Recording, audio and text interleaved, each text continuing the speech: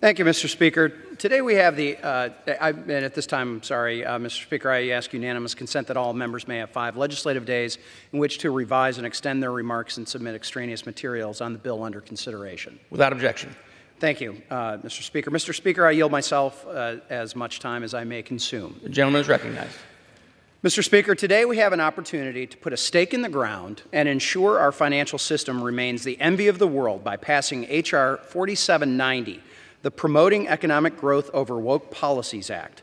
Under the Biden-Harris administration, agencies that have traditionally been viewed as independent have been hijacked to push through a partisan environmental, social, and governance, or ESG, agenda.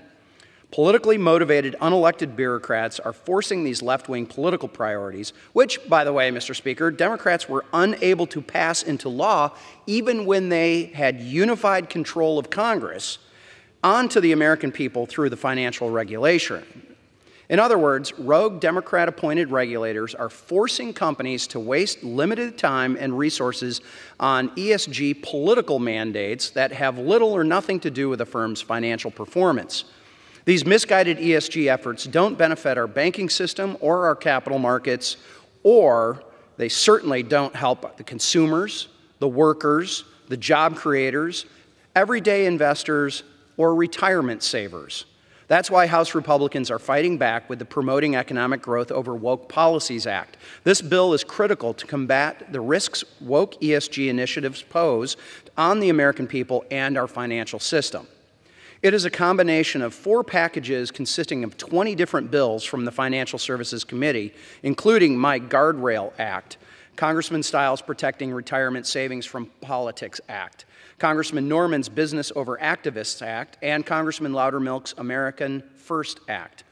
I applaud my colleagues for their work and appreciate their partnership. I also commend Chairman McHenry for his steadfast leadership to ensure protecting Americans and our financial system from out-of-bounds ESG mandates being a key priority for Republicans on the Financial Services Committee. I want to underscore, Mr. Speaker, why H.R. 4790 is so desperately needed. Under the Biden-Harris administration, rogue regulators are weaponizing independent agencies to pursue the objectives of the political far left at the expense of our financial system and, more importantly, everyday investors. SEC Chair Gensler and progressive Democrats are abusing our securities laws, overstepping their statutory authority, and redefining the long-accepted, quote, materiality standard, to close quote, to accommodate the demands of a radical climate and social activists.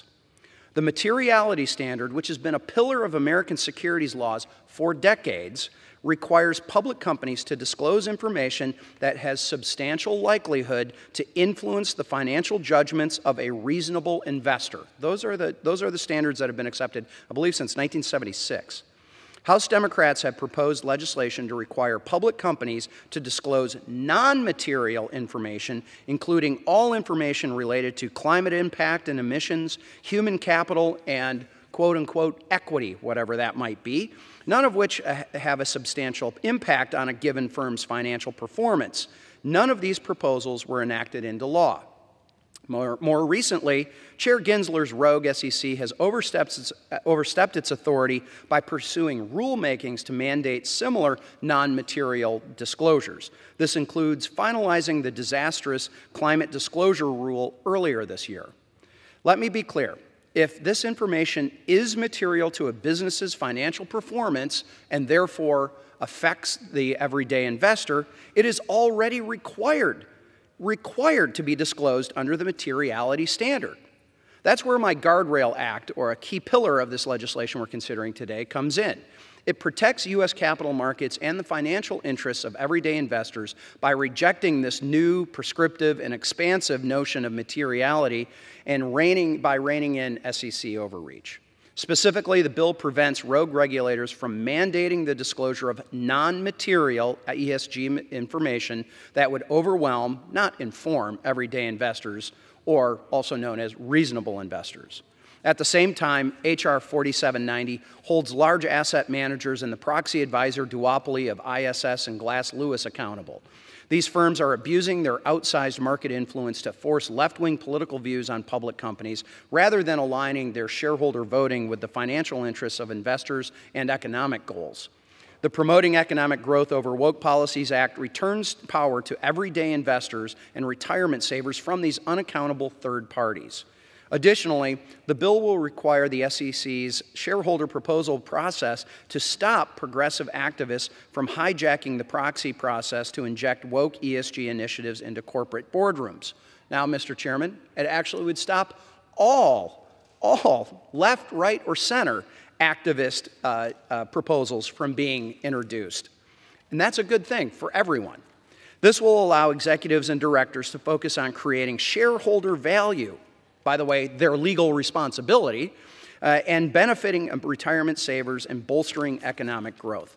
Finally, this bill will stop the alliance of left-wing activists, unaccountable global governance organizations, and politicized Biden-Harris regulators from weaponizing the U.S. banking regulatory framework to inject radical ESG initiatives into the detriment of consumers and American competitiveness. With the Promoting Economic Growth Over Woke Policies Act, House Republicans are taking action to protect the financial system, workers, job creators, and everyday investors from radical ESG initiatives that put left-wing political goals above American prosperity. I urge my colleagues to support H.R. 4790, and I reserve the balance of my time. Gentleman from Michigan.